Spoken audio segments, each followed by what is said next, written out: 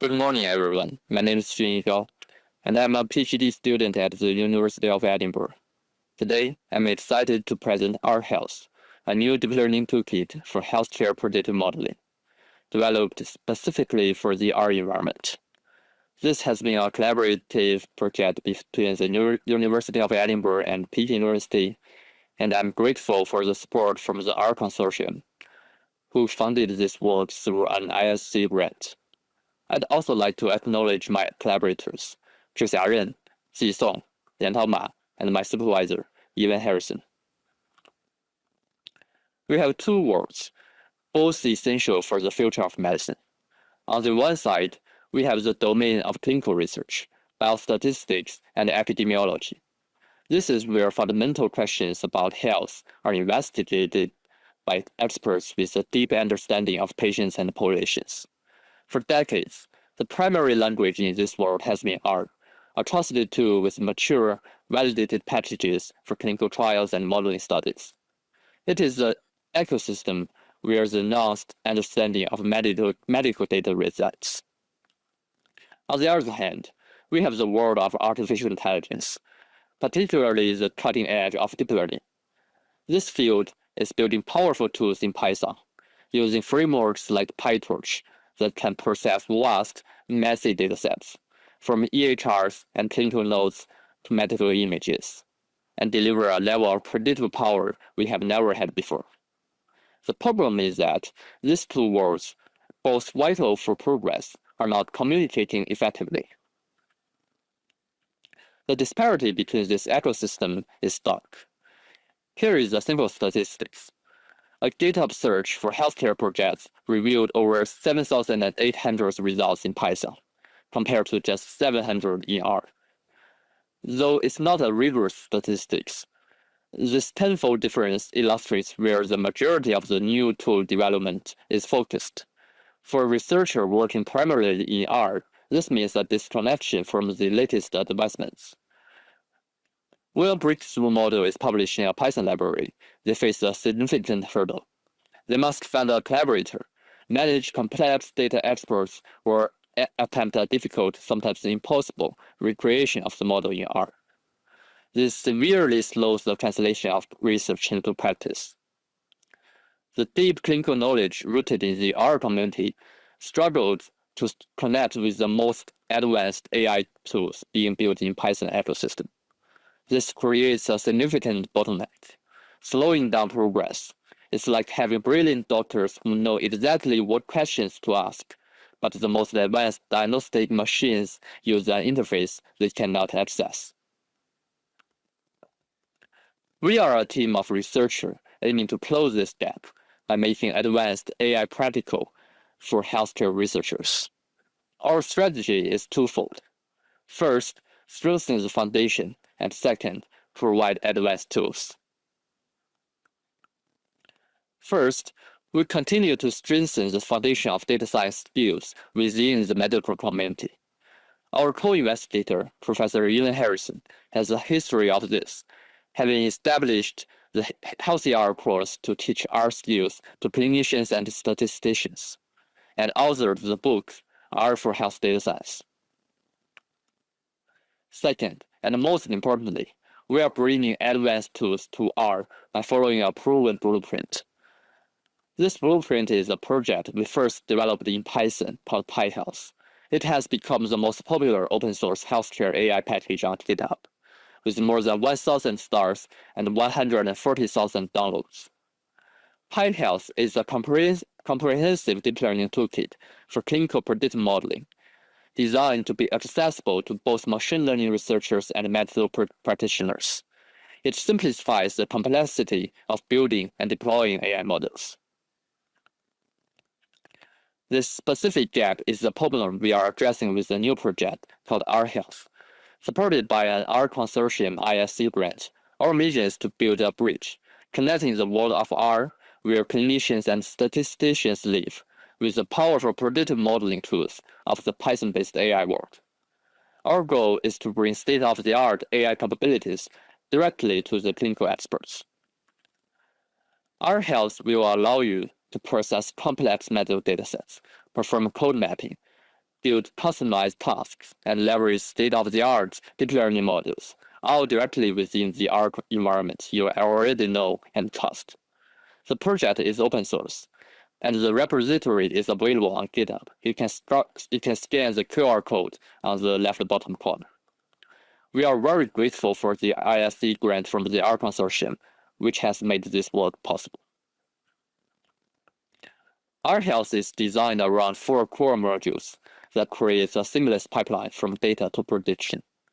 These are the EHR Database Module for integrating diverse data resources, the EHR Code Management Module for harmonizing medical terminologies, and the Prediction Task Module for defining clinical problems, and the Healthcare DL Core Module, which is the engine, contains a wide array of machine learning and deep learning models.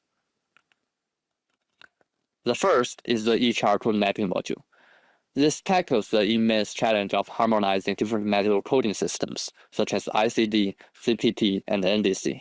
It provides tools to manage and translate between different versions and systems. For instance, mapping ICD-9 to ICD-10, or mapping ICD to CCS. This simplifies the critical task of aligning terminology across datasets. The second is EHR Database Module. This provides a standardized way to integrate and manage diverse EHR datasets.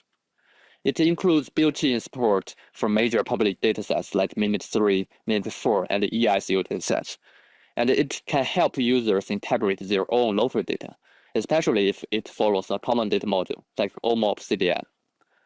This module handles much of the upfront data wrangling. The third is the Prediction Task Module. This provides a framework for defining precisely what you want to predict. It supports 3 crucial levels of clinical tasks. The first one is patient-level tasks, for long-term predictions like overall mortality risk. And the second one is intra-visit level tasks, for predictions during a specific encounter like length of stay. And the last one is inter-visit level tasks, for predictions across encounters like hospital readmission risk. Finally, the fourth module is the Healthcare Deep Learning Core Module. This is the engine of the toolkit. It contains a comprehensive suite of predictive models, including traditional machine learning methods like random forest, but more importantly, it provides access to cutting-edge deep learning models optimized for healthcare. This includes architectures like retain and add care, which is designed specifically for longitudinal, high-dimensional healthcare data, as well as more general frameworks like transformers, graph neural networks, and recurrent neural networks, all accessible natively within R. Now, for a quick demo, to show you how this works in practice, we will start with the MedCode module. A fundamental first step in any analysis is understanding the data. The lookup code function lets you do this instantly. You provide a code and its system, like ICD-9-CM code 428, and it returns a clean data frame with the official description, congestive heart failure unspecified. From a clinical research perspective, this is an essential tool for data validation and exploration. Imagine you receive a dataset from a collaborator. You can use this function to quickly verify that the codes represent the patient condition you expect, without having to constantly refer to external menus or websites. It's a crucial first step in building a cohort and ensuring data quality. Medical codes are not just flat lists. They have a natural hierarchy, and RHealth makes it easy to work with this structure. Using get ancestors, you can instantly see the parent categories for a very specific code. Here, we see how acute on chronic systolic heart failure fits into the broader categories of heart disease. Conversely, using get descendants, you can find all the specific subtypes of a general condition. For the general heart failure code, we can find all 18 of its descendant codes automatically. The real-world use here is incredibly powerful for cohort definition. A researcher might want to study all forms of heart failure. Instead of manually looking up and list dozens of codes, They can use their descendants to create a comprehensive and accurate list in one line of code. This reduces errors and makes research more reproducible. It allows you to easily define patient groups at the precise level of clinical granularity that your research question requires. Before performing translations between coding systems, it is important to know what the toolkit supports. RHealth provides simple functions to check its capabilities. The supported inner function shows the 8 core coding systems the module has intrinsic knowledge of, including different versions of ICD, procedure codes, and drug codes like NDC and ATC. The supported course function lists 5 specific pre-built courseworks that are available for direct translation between systems. In a clinical setting, this is the critical first step for planning a multi-site study or working with federated data.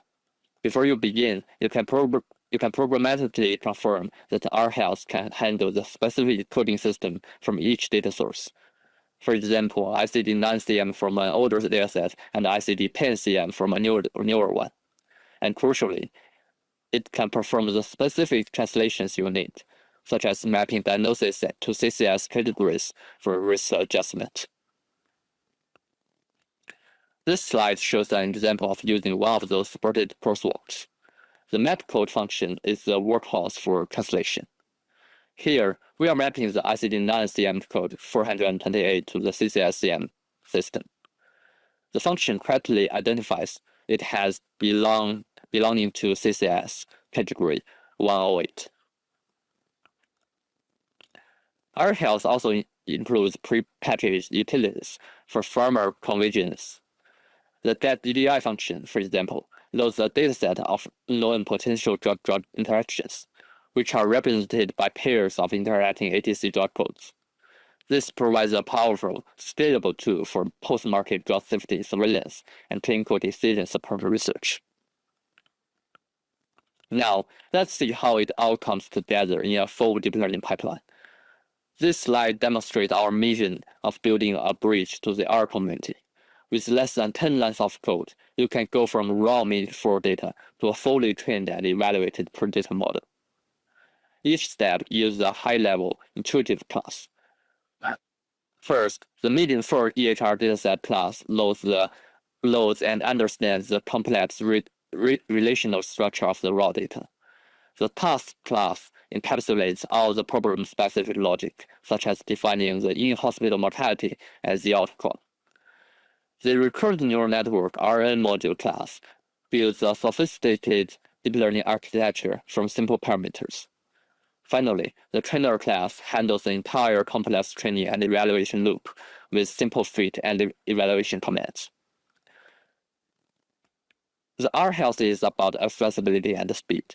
A health data scientist with a critical question, for example, can we predict which patients are at high risk of mortality within the first 24 hours of admission, can now use a state-of-the-art model to answer it, without needing to become a deep learning engineer. This lowers the barrier to entry, allowing for the rapid prototyping and validation of clinical risk scores and decision support tools directly within the trusted R environment. And RHealth is built for performance. It can efficiently process the entire 20 GB Mimic4 dataset. As you can see from the output, when running in full mode, it processes data from nearly 50,000 patients and over 650,000 clinical events. Once loaded, you can easily embed the data for a single patient. The getPatient function returns a well-structured patient object. This object contains all of that patient's data and has built-in methods for filtering, making it simple to explore individual patient histories. This built-in patient hierarchical data structure can be easily integrated with downstream prediction and analysis workflows. Finally, we know that research demands flexibility, so RHealth is highly extensible. You can create your own custom datasets, modules, and tasks simply by inheriting from the base class we provide and implementing your own logic. This allows you to tailor every part of the pipeline to your specific research question. Here is our current development plan. The EHR code mapping module is finished. We are actively developing the remaining modules with our current funding. We are now seeking the next round of IICU funding support to complete the prediction task module and the healthcare DR core module. We view this project as a long-term project. We will consider add support for more modalities, clinical trials, epidemiology models, and large language models in the future. We are also focused on building well-organized documentation, and we welcome any suggestions, questions, or contributions from the community. Thank you very much for your attention. Again, my name is Jun Yao. My research focuses on medical foundation modules for individual and population-level healthcare modeling and clinical trial optimization. Please feel free to scan the QR code to visit the RHealth data repository and my personal homepage. I would be happy to answer any questions. Thank you.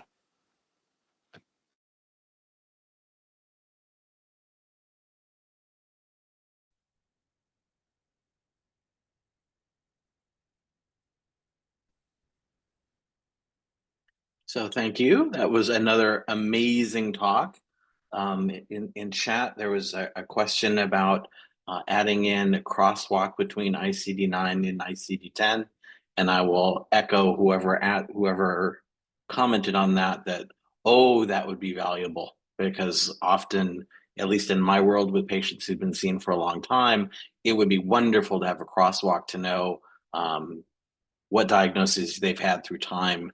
And it's not easy with the changes in ICD-9 and ICD-10. There's also comments, and so many compliments in chat. If anybody would like to ask additional questions, or Andy, if you want to jump in with anything, ask away. We have, I think, 3 minutes or 2.5 minutes left.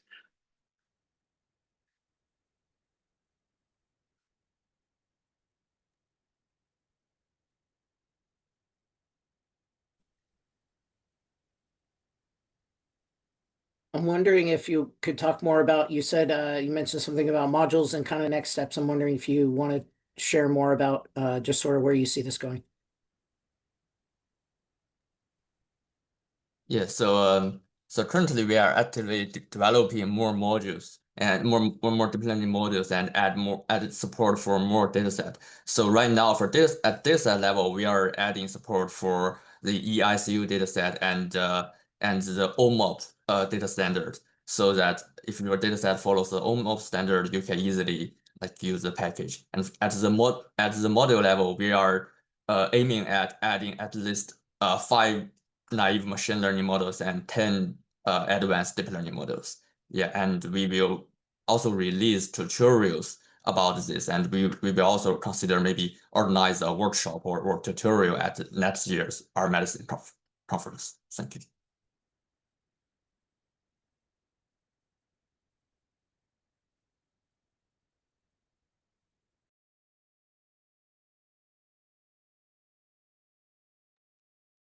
So there's a question on how can we find, so we're interested, how can we keep up with as things are changing? Should we just be watching on GitHub, or do you have any ways of getting messages out on the development? Yeah, you can definitely watch the repo on GitHub, and we will also consider maybe organize a mail list or Discord channel shortly. Yeah, we will keep posted on GitHub. Yeah, Discord would be amazing. This is, in my opinion, extremely valuable work. And as you can see in chat, others agree with me. So yeah, we want Discord, please. Thank you. Okay, and on that happy note, we are out of time, and so I will be shifting over to the next talk. Thank you, Jenny. This was very impressive, and for a third-year student, oof, you're somebody to watch. Thank you. Thank you.